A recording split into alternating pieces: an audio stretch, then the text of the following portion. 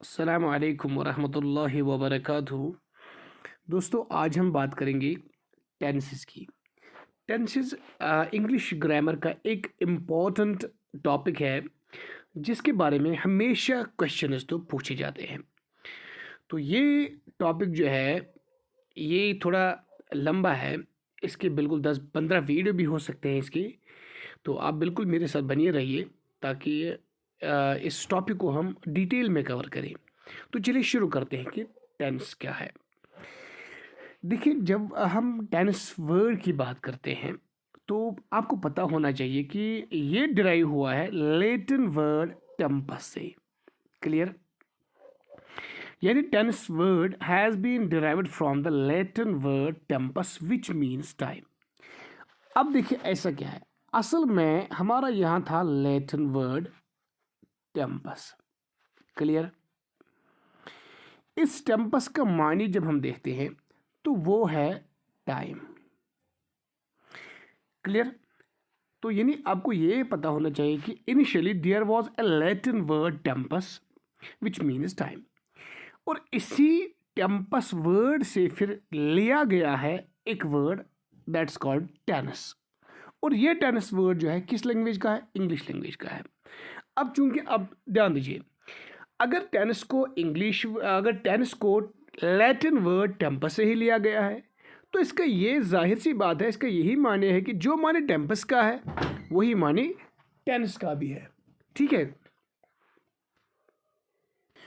तो जो मानी टेम्पस का है वही मानी टेनिस का भी है। क्लियर? अब टेम्पस का मानी क्या है? टाइम है। लिहाजा टेनिस का मानी भी क्या है? टाइम है। तो simply you should remember that the word tennis stands for time. अब ये है कि अगर हम टाइम कहते हैं तो क्या टाइम, ज़रा इसको थोड़ा आप समझ जाइए। असल में we can say that the word tense denotes time of an action. अब ये यहाँ पे कंप्लीट है। यानी जब हम कहते हैं कि टेनिस डिनोट्स टाइम, तो यहाँ पे एक सवाल पैदा होता है कि ज़रा इसको बताइए कि क्या टाइम, किस चीज़ का टाइम। असल में tennis denotes time of an action. Time of an action का ये मतलब है कि आपको यहाँ पता चलता है कि कौन सी एक्शन कब हुई है, कौन सी एक्शन कब हो रही है, या कौन सी एक्शन कब हो जाएगी। यानी ऐसा आप समझ जाए कि दुनिया में हम जो भी करते हैं, जो कुछ भी हम करते हैं, वो हम टेंस की बुनियाद पर समझते हैं कि ये काम मैंने कब किया है, वो ये काम कब करेगा। अगर दुनिया में टेंस न होता तो there might have been chaos and confusion across the world. It is because of tenses that we understand each other. आप मेरी बात को समझते हैं, मैं आपकी बात को समझता हूँ। यानी tenses play a very important role in understanding each other. लिहाजा आप सिंपली याद रखिएगा कि word tense has been derived from the Latin word tempus which means time. So we can simply say that tense stands for time of an action, या tense denotes time of an action. अब यही जो tense है तो इसके कुछ types हैं। अगर हम टेंस के बात करें लेकिन टाइम के बुनियाद पर, on the basis of time, if we talk about tense, then there are three types of tenses: the present tense, the past tense and the future tense. देखिए, टेंसेस को हम यूजुअली दो तरीकों से डिवाइड करते हैं। क्लियर? यानी on the base of two things we divide tenses. ऐसा आप समझ जाइए, टेंसेस को हम एक तो डिवाइड करते हैं टाइम के बुनियाद पे, और एक तो हम इसको डिवाइड करते हैं वर्क की बुनियाद पे। क्लियर?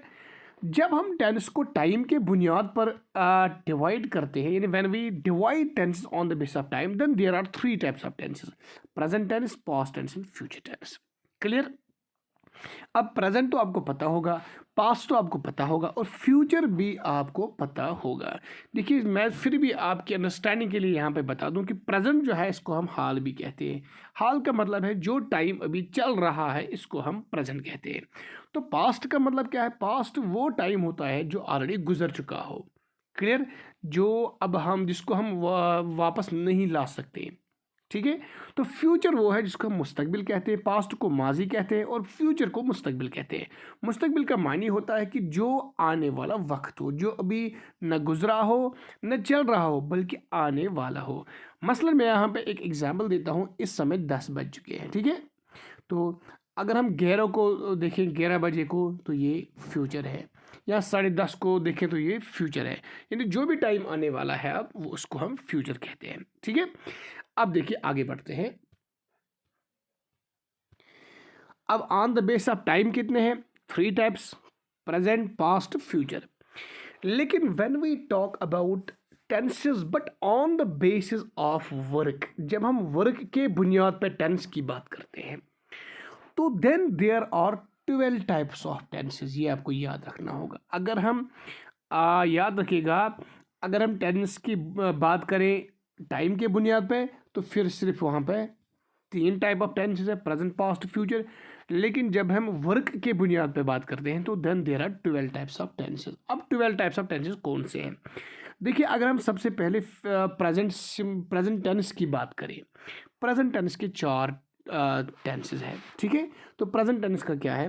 प्रेजेंट सिंपल है, present continuous, present perfect continuous. तो इसी तरह पास्ट के भी 4 है, past simple, past continuous, past perfect continuous, ठीक है। तो इसी तरह फ्यूचर के भी 4 है, future simple, future continuous, future perfect और फ्यूचर परफेक्ट कंटिन्यूअस। अब देखिए, ये हम ऐसा समझ आएंगे, 3 × 4 = 12। यानी 3 मतलब प्रेजेंट, पास्ट, फ्यूचर, और 4 मतलब कि हर टेंस के 4 टाइप्स है, हर टेंस के 4 टाइप्स है। प्रेजेंट के 4 टाइप्स है, ठीक है, पास्ट के 4 टाइप्स है और फ्यूचर के 4 टाइप्स। तो यही 4 जो है 4 × 3 ये बन जाता है 12। तो there are only 12 types of tenses. अब हम इन्हीं 12 टाइप्स ऑफ टेंसेस को एक एक करके इनके बारे में डिटेल के साथ बात करेंगे, क्योंकि इन्हीं के बारे में एग्जाम में क्वेश्चंस पूछे जाते हैं, ठीक है। तो आगे बढ़ते हैं, लेकिन टेंस इनके बारे में बात करने के पहले कुछ बातें ज़रूरी है जिनको हमें समझना है और सीखना है, ठीक है। अब देखिए वो बात क्या है, सबसे पहले हमें पता होना चाहिए कि वर्ब जो है वो क्या है, वर्ब क्या है, ठीक है।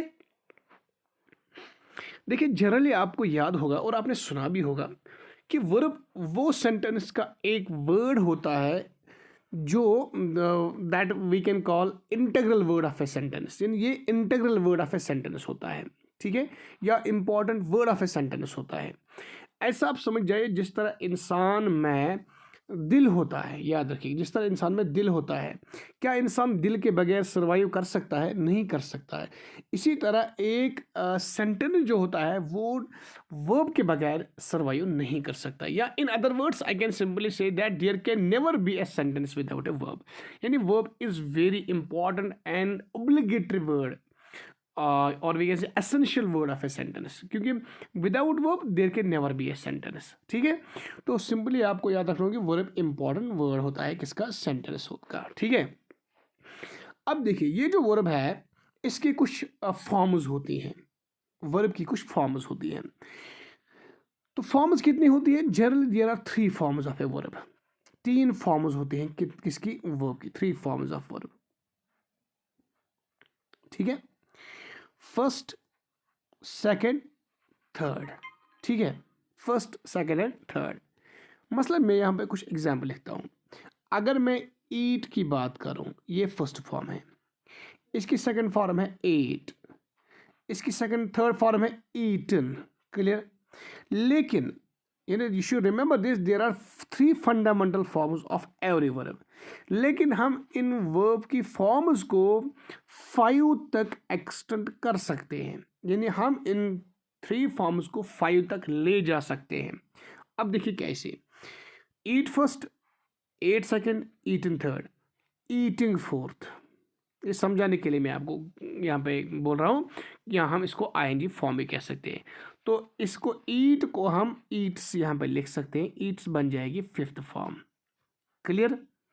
इसी तरह अगर मैं और एग्जाम्पल लिखूँ, राइट, राइट है first form, clear.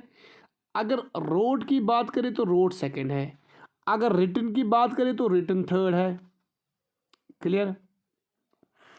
Third form, अगर इसको आईएनजी ऐड करें, अगर हम आईएनजी को ऐड करें ये बन जाएगा राइटिंग, तो फोर्थ। अगर राइट्स को लिखें तो राइट्स बन जाएगा फिफ्थ। क्लियर? तो simply you should remember that although there are 3 fundamental forms of a verb but we can extend them up to 5, क्योंकि फोर्थ आईएनजी होती है और फिफ्थ एस फॉर्म होती है। और एक एग्जांपल मैं यहाँ पे लेता हूँ ताकि आपकी जो अंडरस्टैंडिंग है वो अच्छी हो जाए। देखिए, प्ले को मैं लूँगा, प्ले इज़ फर्स्ट फॉर्म, इसकी सेकंड फॉर्म है प्लेड, ठीक है, इसकी थर्ड फॉर्म भी प्लेड ही है, ठीक है। अगर इसकी फोर्थ जो हम बनाते हैं वो हो जाएगी आईएनजी फॉर्म यानी प्लेइंग। क्लियर? और इसको ऐड करके प्लेज बन जाएगी फिफ्थ। क्लियर? अब हर जो फॉर्म है वर्ब की उसके कितने फॉर्म तक हम बना सकते हैं? 5 फॉर्म यानी 5 फॉर्म्स तक हम एक्सटेंड कर सकते हैं, ठीक है। अब देखिए, मैंने आपको ये क्यों बताया है यहाँ पे कि 5 forms are there of a verb, क्योंकि ये वो 5 फॉर्म्स है जो इन्हीं 12 टाइप्स ऑफ टेंसेस में हमें घुमाने हैं, ठीक है। यानी प्रेजेंट सिंपल में एक फॉर्म का इस्तेमाल होगा, इसमें और एक फॉर्म का इस्तेमाल होगा, इसमें और एक का, यानी इन्हीं 12 टाइप्स ऑफ टेंसेस में यही 5 फॉर्म जो है वो मतलब घूम जाएंगी। घूमने का क्या मतलब है मेरा यहाँ पे, ये समझ जाइए आप, क्योंकि इसमें आईएनजी फॉर्म इस्तेमाल हो जाएगी, इसमें भी आईएनजी इस्तेमाल हो जाएगी, इसमें भी आईएनजी का इस्तेमाल होगा, यहाँ भी आईएनजी का इस्तेमाल ही होगा, यहाँ भी आईएनजी, यहाँ भी आईएनजी, ठीक है। यानी 6 types of tenses are there in which we will use only ING form of verb, ठीक है। तो इसका ये मतलब होगा कि अगर हमने यहाँ पे आईएनजी का इस्तेमाल किया है तो वो हम उसको फिर यहाँ भी घुमाएंगे, यहाँ भी घुमाएंगे, यानी वो एक जगह कांस्टेंट नहीं रहेगी, या एक ही टेंस में कोई पर्टिकुलर फॉर्म ऑफ वर्ब इस्तेमाल नहीं हो जाएगी। यानी a single form can be used at multiple locations और मल्टीपल प्लेसेस, मल्टीपल, और we can say in multiple tenses. Present simple में आईएनजी फॉर्म इस्तेमाल होगी तो पास्ट सिंपल के नेगेटिव में भी आईएनजी इस्तेमाल होगी, पास्ट सिंपल के इंटरोगेटिव में भी फर्स्ट फॉर्म ही इस्तेमाल हो जाएगी। इसी तरह फ्यूचर सिंपल की अगर बात की जाए तो उसमें भी आईएनजी ये फर्स्ट फॉर्म ही इस्तेमाल हो जाएगी। यानी फर्स्ट फॉर्म फ्यूचर सिंपल में, पास्ट सिंपल के नेगेटिव इंटरोगेटिव में भी, या प्रेजेंट सिंपल में भी, यानी एक ही फॉर्म मुख्तलिफ लोकेशंस पर इस्तेमाल हो सकती है, ठीक है। तो इसीलिए मैंने आपको बताया है कि हमें पता होना चाहिए कि एक वर्ब क्या होता है और उसकी कितनी फॉर्म्स हो सकती है। अब आपको इसके लिए यहाँ पे मैं आपको एक होमवर्क रखता हूँ, वो क्या है कि अब बहुत सारे, तकरीबन आज आप 10, 15, 20 या रेगुलरली अगर आप 10 वर्ब्स को देखें, उनकी फॉर्म्स को देखें, ताकि कल जब एग्ज़ाम में कोई वर्ब आपसे पूछा जाए तो आपको ये पता होना चाहिए कि इसकी सेकंड फॉर्म क्या है, इसकी थर्ड फॉर्म क्या है, आईएनजी कैसे होती है, या एस फॉर्म कैसे होती है, ये आपको पता होना चाहिए। आप कुछ रेगुलर वर्ब्स को उठाइए और उनकी फॉर्म्स को ज़रूर देखिएगा। अब देखिए, चूंकि यहाँ पे 12 टाइप्स ऑफ टेंसेस है, यहाँ पे मैंने आपके लिए एक बहुत बेहतरीन फार्मूला रखी है जो मैंने यहाँ पे ख़ुद तैयार की है, तो ये मैंने बुक्स में भी बिल्कुल इंक्लूड की है। तो यहाँ पे इससे मतलब आपको ये याद रखना आसान हो जाएगा। चलिए, सबसे पहला मेरा जो क्वेश्चन है आपके लिए वो ये है कि मुझे बताइए कि कितने टाइप्स ऑफ टेंसेस हैं on the base of work. There are 12 types of tenses on the base of work. अब 12 में देखिए क्या है, 12 में 6 टाइप्स ऑफ टेंसेस ऐसे हैं जिनमें या जिनके आखिर में कंटिन्यूस वर्ड का इस्तेमाल होता है। यहाँ पे कंटिन्यूस देखिए आप, ठीक है।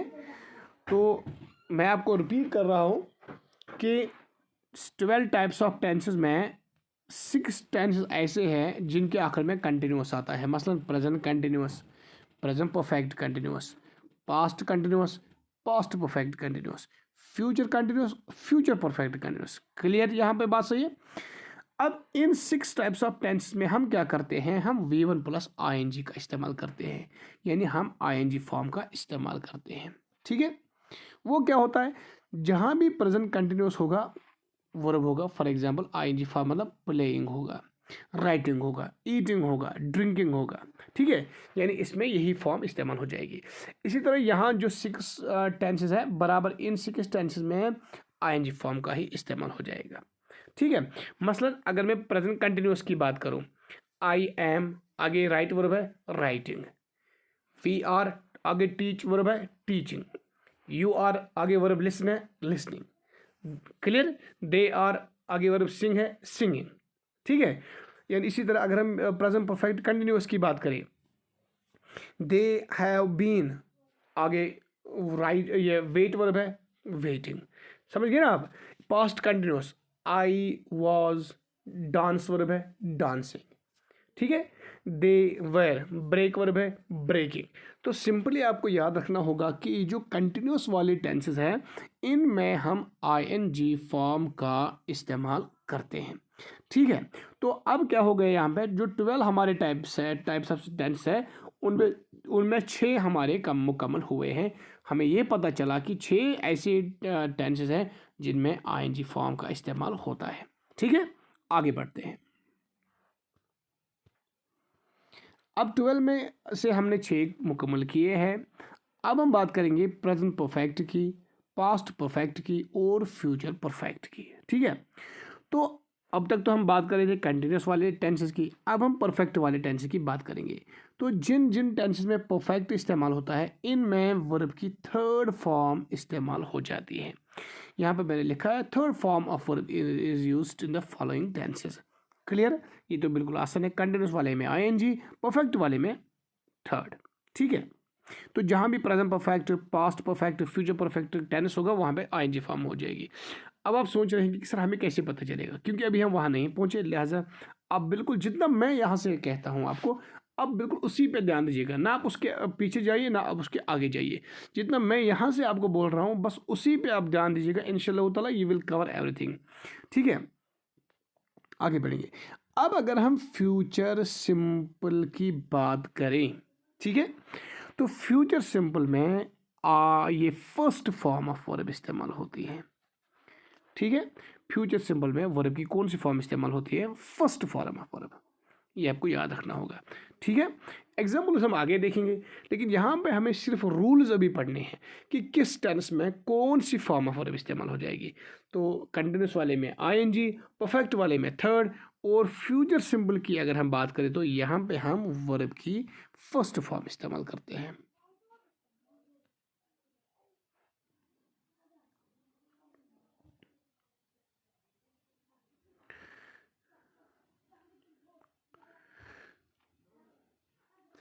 अब देखिए, अगर हम बात करेंगे पास्ट सिंपल की, अब ठीक है, अब तक हम बात कर रहे थे फ्यूचर सिंपल की, अब अगर हम बात करेंगे पास्ट सिंपल की। पास्ट सिंपल में याद रखिएगा 2 फॉर्म्स ऑफ वर्ब इस्तेमाल होती है। पास्ट सिंपल में एक इस्तेमाल होती है फर्स्ट फॉर्म और होती है इस्तेमाल सेकंड फॉर्म, क्लियर। अब देखिए आपको यहाँ पे समझना होगा, क्योंकि आपने मेरा जो लेक्चर था रिगार्डिंग सेंटेंसेस उसमें आपने देखा होगा और सुना भी होगा कि हम एफर्मेटिव सेंटेंस के बारे में बात किए हुए हैं, वहाँ पे नेगेटिव सेंटेंस के बारे में बात किए हुए, और हमने बात की है उधर इंट्रोगेटिव सेंटेंसेस की, एफर्मेटिव, नेगेटिव और इंट्रोगेटिव की, ठीक है। तो इसी तरह जब हम पास्ट सिंपल में एफर्मेटिव की बात करते हैं, नेगेटिव की बात करते हैं या इंट्रोगेटिव की बात करते हैं, पास्ट सिंपल के एफर्मेटिव सेंटेंस में वर्ब की सेकंड फॉर्म इस्तेमाल होती है, ठीक है। पास्ट सिंपल के नेगेटिव में वर्ब की फर्स्ट फॉर्म इस्तेमाल होती है, पास्ट सिंपल के इंट्रोगेटिव में भी वर्ब की फर्स्ट फॉर्म इस्तेमाल होती है। अब आप ये सोच रहे होंगे सर ऐसा क्यों है, एफर्मेटिव में क्यों वर्ब की सेकंड फॉर्म, नेगेटिव और इंट्रोगेटिव में वर्ब की फर्स्ट फॉर्म क्यों है, ये हम वहाँ पे भी पढ़ेंगे और यहाँ पे भी मैं एक क्लू दूंगा, क्योंकि इस पास्ट सिंपल में हम ऑक्सिलरी वर्ब डिड का इस्तेमाल करते हैं, ठीक है।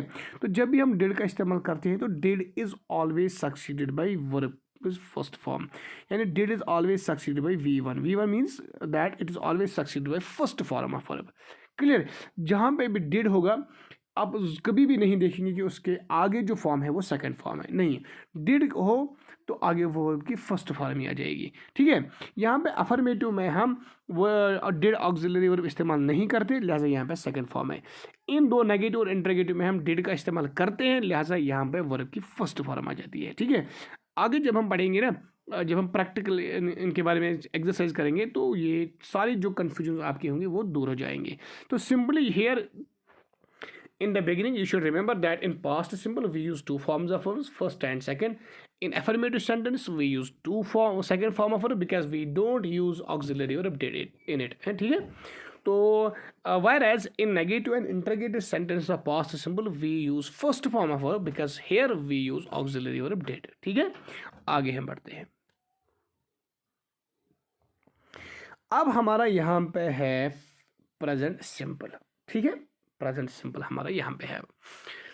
तो लास्ट है घेरा के बारे में हमने बात की है. पहले कंटिन्यूअस के 6, फिर परफेक्ट के 3 हो गए 9. उसके बाद पास्ट सिंपल के बारे, उसके फ्यूचर सिंपल के बारे में हमने बात की है. उसके बाद पास्ट सिंपल के बारे में हमने बात की है.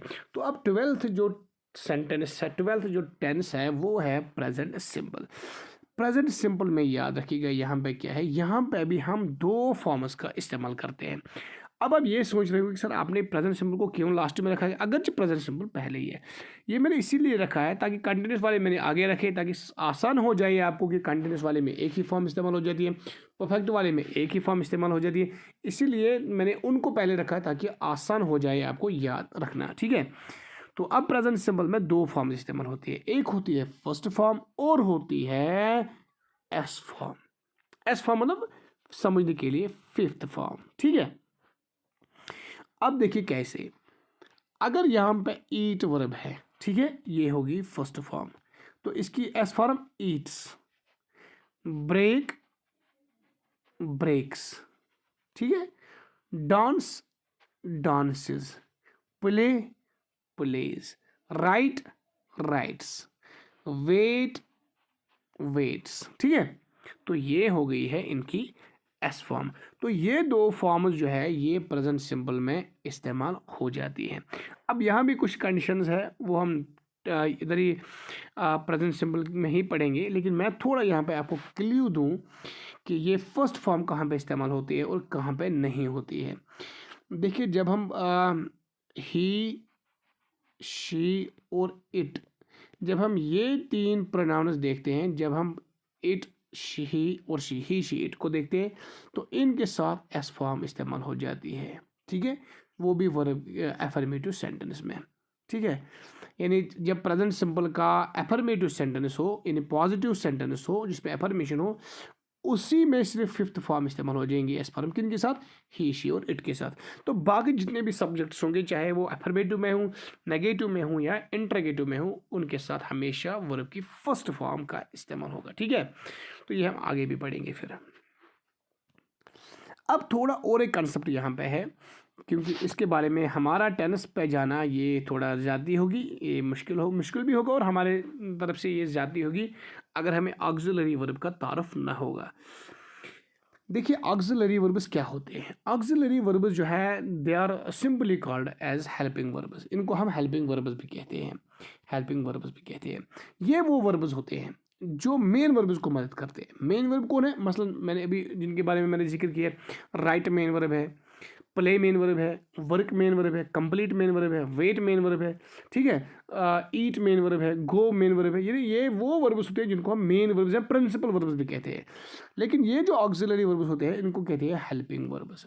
इनका काम यही है कि जब भी मेन वर्ब जो है वो अपना मायने मुकम्मल ना कर पाए तो ये उनके मदद के लिए चले जाते हैं. ठीक है, लेकिन याद रखिएगा मैंने यहाँ पे एक बात कही है, जब प्रिंसिपल वर्ब जो है वो मानी को अधूरा छोड़े, यानी जब वो मानी को, सेंटेंस के मानी को मुकम्मल न कर पाए, at that time they help to the main verbs. लेकिन कभी कभार ऐसा होता है कि इनकी सेंटेंस में ज़रूरत ही नहीं पड़ती है. देखिए, मैं कुछ सेंटेंस यहाँ पे लिखूँ ताकि आपको थोड़ा आइडिया हो जाए. आई राइट, ठीक है, a letter. I write a letter. यहाँ पे वर्ब कौन सा है, यहाँ पे वर्ब जो है वो कौन सा है, ज़रा यहाँ पे एक मिनट, यहाँ पे वर्ब जो है वो है राइट. ठीक है, ये वर्ब है यहाँ पे, आई राइट ए लेटर. क्या ये मुकम्मल सेंटेंस है? Of course it's a complete sentence. I write a letter, मैं एक खत लिखता हूँ, मैं एक खत लिखता हूँ.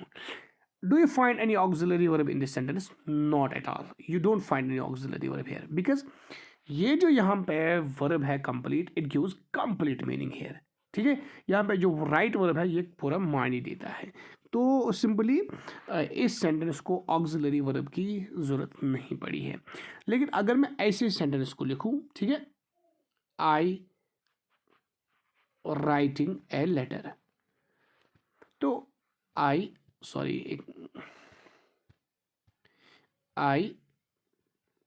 writing a letter. What do you think? Is it complete in meaning or incomplete?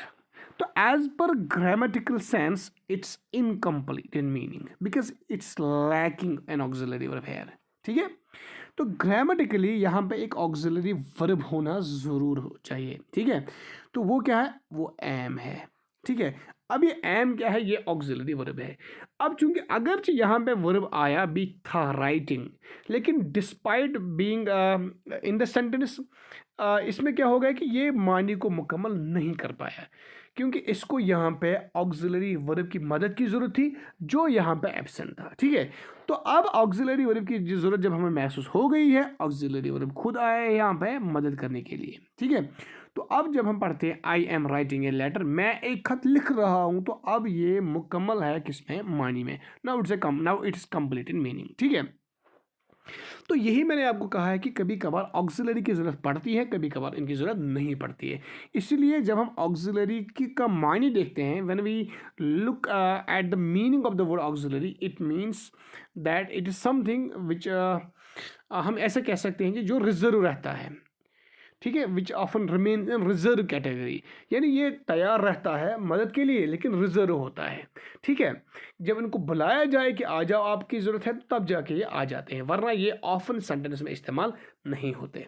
ठीक है, ये हम इनके बारे में आगे भी पढ़ेंगे, लेकिन यहाँ पे आपको याद रखना होगा ये ऑक्सिलरी वर्ब जो है ये तीन तरह के आते हैं, यानी तीन तरीक़ों से ये आते हैं। कभी कभार मतलब एक तरीका इनका ये कि ये बिल्कुल मुकम्मल तौर पर सेंटेंस में एग्जिस्ट ही नहीं होते हैं, वो इनका एक तरीका है। ठीक है, जैसे कि मैंने अभी एग्जाम्पल लिखी है कि आई राइट ए लेटर, इनका मतलब एग्जिस्टेंस ही कहीं सेंटेंस पर नहीं होता, ये एक तरीका होता है। दूसरा ये होता है कि ये सेंटेंस में वर्ब के पहले इस्तेमाल होते हैं। याद रखिएगा, ऑक्सिलरी वर्ब हमेशा वर्ब के पहले इस्तेमाल होता है, जैसे कि मैंने अभी एग्जांपल दी है I am writing a letter. ठीक है, I am writing a letter, ये मतलब सेंटेंस में अच्छी तरह से वर्ब के पहले एग्जिस्ट होते हैं। लेकिन इनका और एक तरीका ऐसा होता है, देखिए कौन सा, मिसाल आई एम ए बॉय। ठीक है, या मैं ऐसे लिखूँ greater Kashmir is a newspaper. अब मुझे आप बताइए इस सेंटेंस में वर्ब कौन सा है, और greater Kashmir is a newspaper इस सेंटेंस में वर्ब कौन सा है। देखिए यहाँ पे आपको कोई वर्ब दिखाई नहीं देगा, यहाँ पे आपको सिर्फ ऑक्सिलरी वर्ब एम दिखाई देगा और यहाँ पे आपको ऑक्सिलरी वर्ब इज दिखाई देगा। लेकिन याद रखिएगा, जिस सेंटेंस में ऑक्सिलरी वर्ब हो, यानी मेन वर्ब वहाँ पे एग्जिस्ट नहीं होता हो, बल्कि simply you find an auxiliary verb there, अब उसमें क्या है कि ये अब यहाँ पे ऑक्सिलरी वर्ब नहीं रहा है, बल्कि ये यहाँ पे अब मेन वर्ब ही है, ये भी यहाँ पे मेन वर्ब ही है। क्लियर, तो ये आपको याद रखना होगा कि when there is an auxiliary verb accompanied by main verb, तो उस समय ऑक्सिलरी ही होता है। लेकिन जब सेंटेंस में मेन वर्ब ना हो, सिंपली ऑक्सिलरी वर्ब इस्तेमाल हो, जहाँ जिस तरह आप यहाँ पे एग्जांपल देख रहे हैं, तो उस समय ऑक्सिलरी वर्ब नहीं रहता, बल्कि इसको यहाँ पे दर्जा मिलता है किसका, मेन वर्ब का।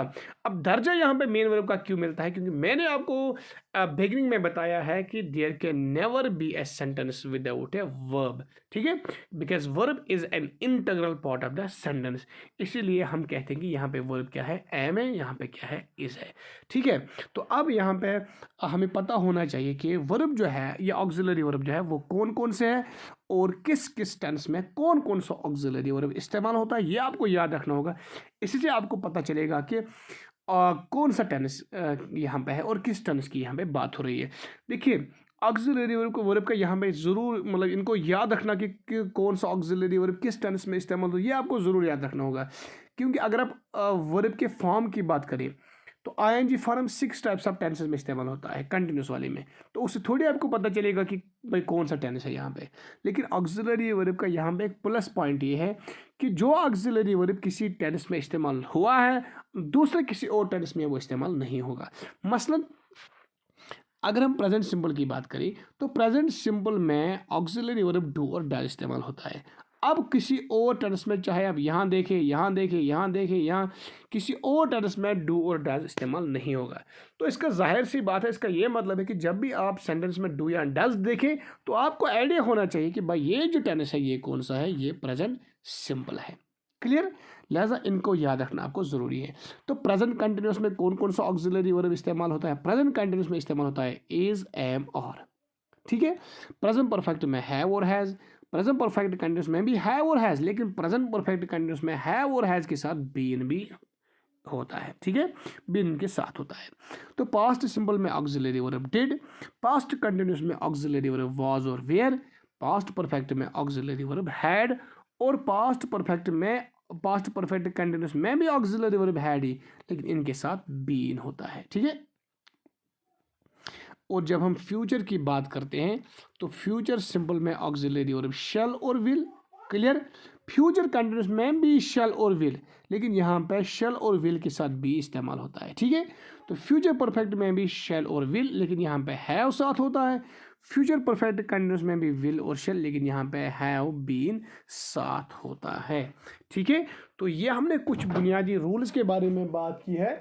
तो उम्मीद करते हैं कि आप इन तमाम रूल्स को बिल्कुल दिल से याद रखेंगे। You will get all these rules by heart, क्योंकि तब जाके जब ये रूल्स आप सब रूल्स जब आपको याद हो जाएंगे ना, तो तब जाके हमें आगे सीखने में मज़ा आ जाएगा। तो आज हम यहीं पे कंक्लूड करते हैं। अस्सलामु अलैकुम व रहमतुल्लाहि व बरकातहू।